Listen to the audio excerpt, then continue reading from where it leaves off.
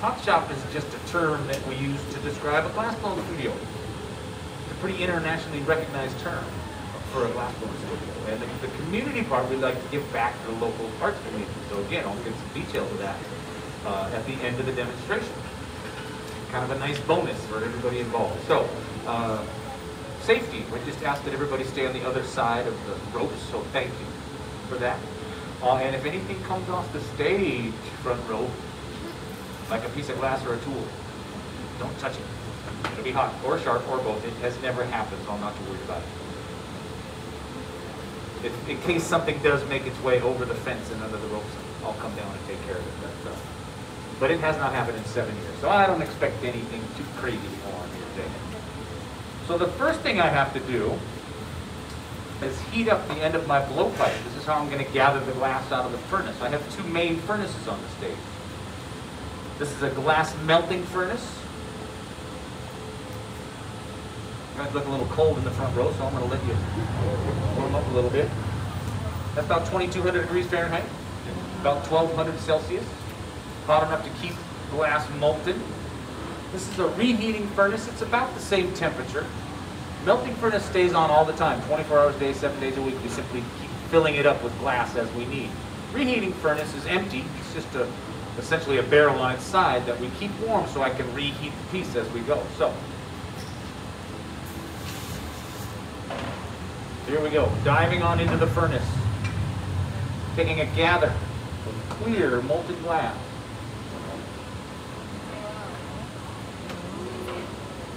And there it is. This is as much glass as I could gather on one go.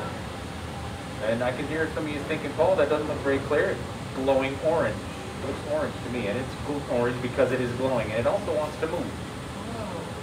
It wants to fall off. So I'm going to do my best over the next 15 minutes or so to ensure that doesn't happen. No guarantees, though.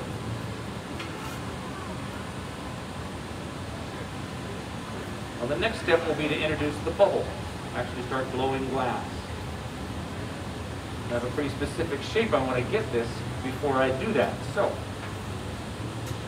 all the glass needs to be off of the head of the blowpipe where it's in a workable spot for me. Form this up, shape it, and then keep your eye on the gather. And in about 3, 2,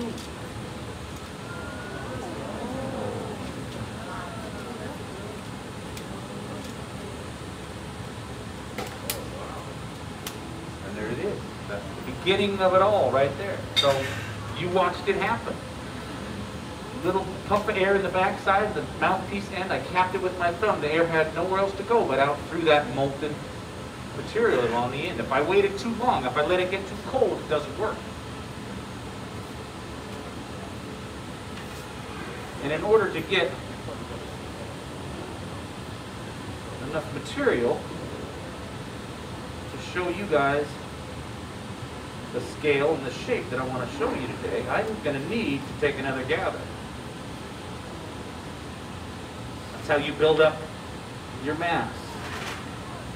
So I'm going to take one more gather. That'll give me enough glass to make a bowl similar to the blue one on the table here. If I wanted to make something larger, I would simply do this again, let it cool down like I'm doing now, gather it on again, and then make my shape, make my form.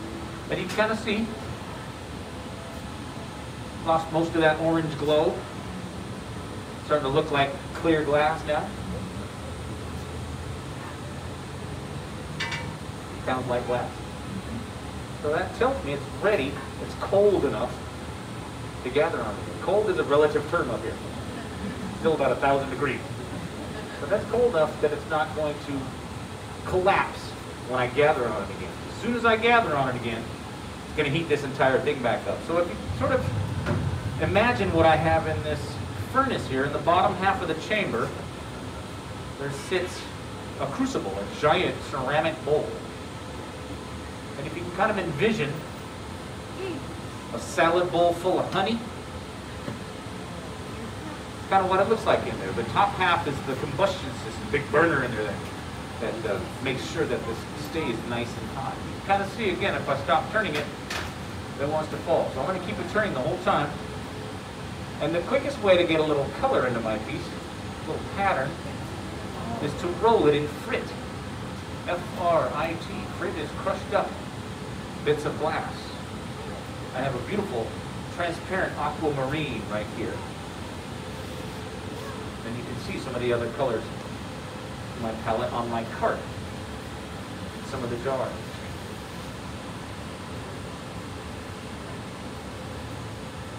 Well, the frit is about the size of real coarse sand.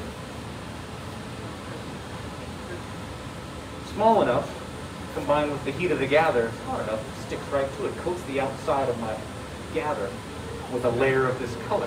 It doesn't melt it all the way in, so that's where my reheating furnace comes into play. It's called the glory hole. It takes about an hour to get up to that 2200 degrees. So I come in the morning, about an hour before I start the show, light up the furnace, pull the pieces out from the previous day's demonstration, that piece. These two orange vessels were made yesterday as well. And what the frit gives you is the spots and the dots and some of the swirls that you might have seen in some of the work throughout the exhibition. Instantaneously gives you a little color to your piece. So I'm going to put one more little layer, and I'm going to shape this gather up in such a way I'm going to be able to stamp it, essentially stuff it into this mold right here. It's an optic mold, and if you look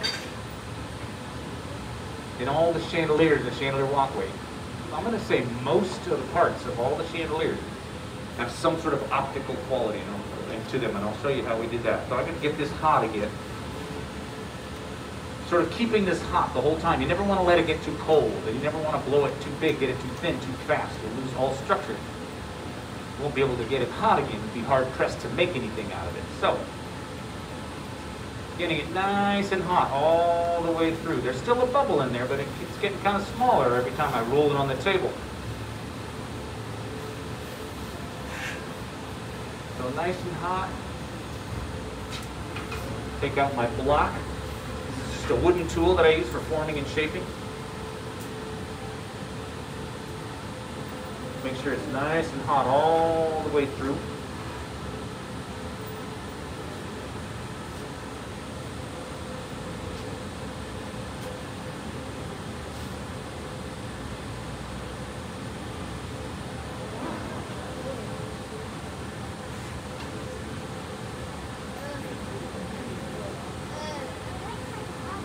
Introducing some centrifugal force.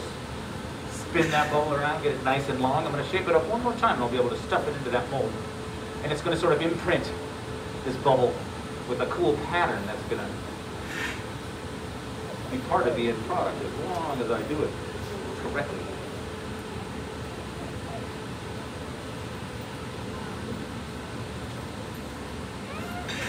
I'll get this nice and hot.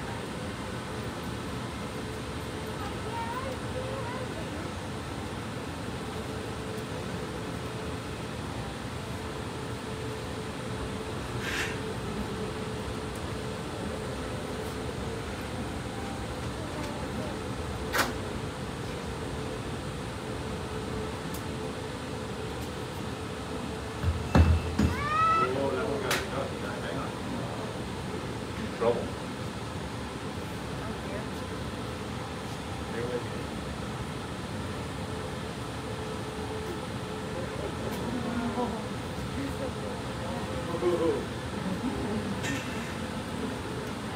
You guys almost got the bonus. That was disaster averted. Nobody has any idea, but I feel I can share that with you guys. See how we do here. So I need to incise a line right off of the head of the blowpipe here. This is actually going to be the bottom of my bowl.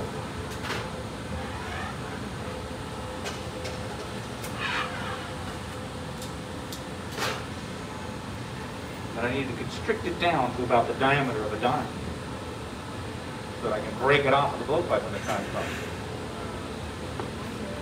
In order to do that, you need it nice and warm.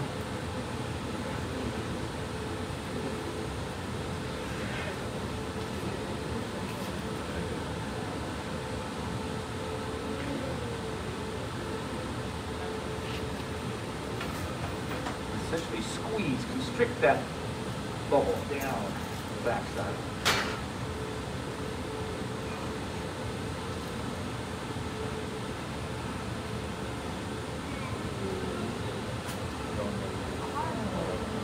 So a lot just happened there. I came out of the mold. Sorry. Constricted that bubble down.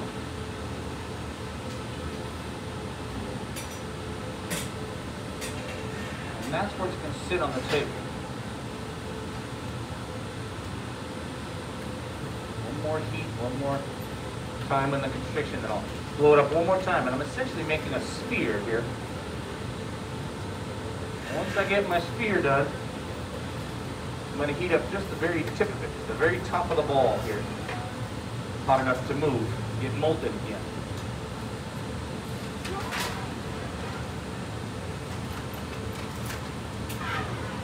And I'll sort of collapse it onto itself.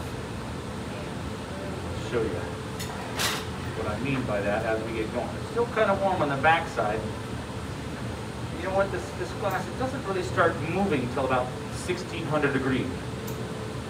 So anything less than that is too cold. I have a wood paddle here. I can push on that, make sure it's got a flat spot where it's going to sit on the table. Cool that down a little bit.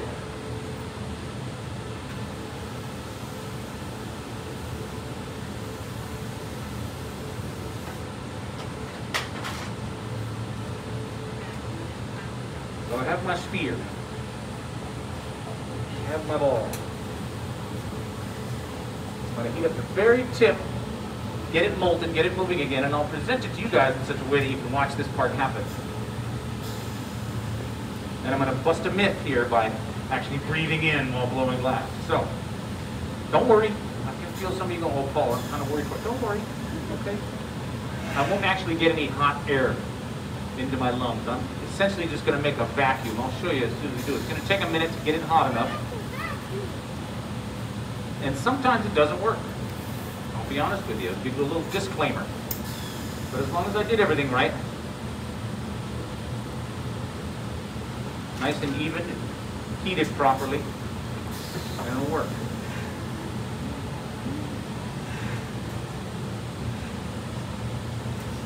Nice and hot, starting to flatten out, and then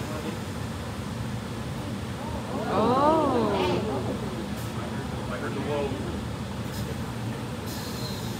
That tells me it worked.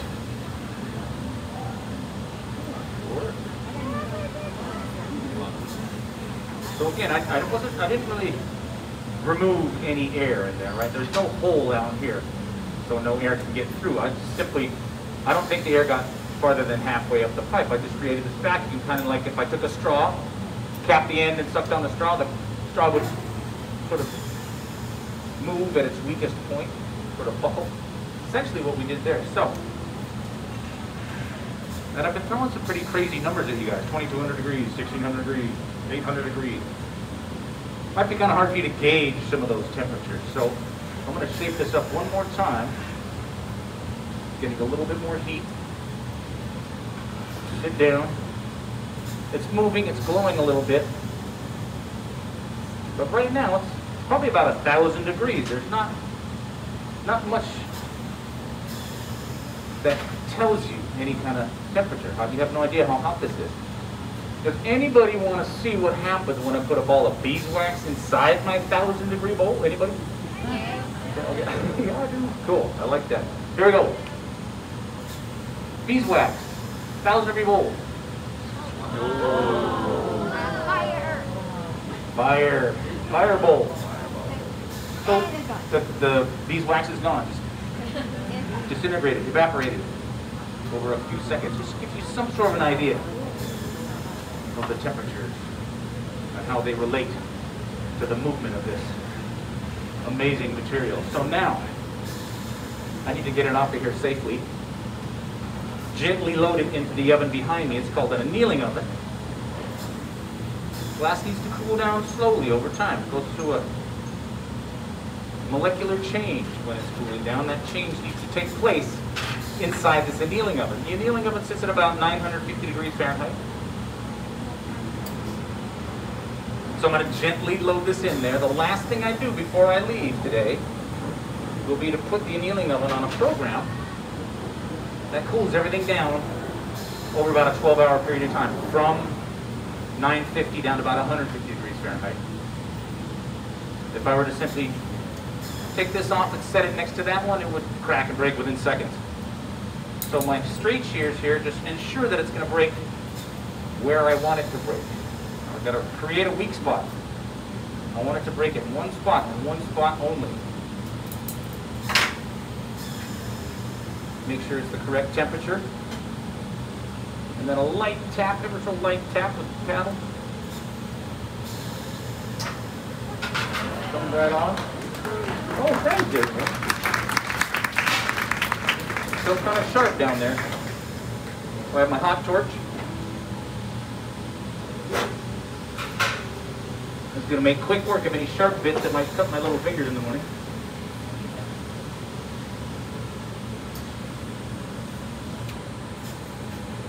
And we have a beautiful aquamarine, transparent aquamarine diamond facet bowl. There we go. See you in the morning. And that's my show, folks. I hope you enjoyed my little thing. Thanks, everybody.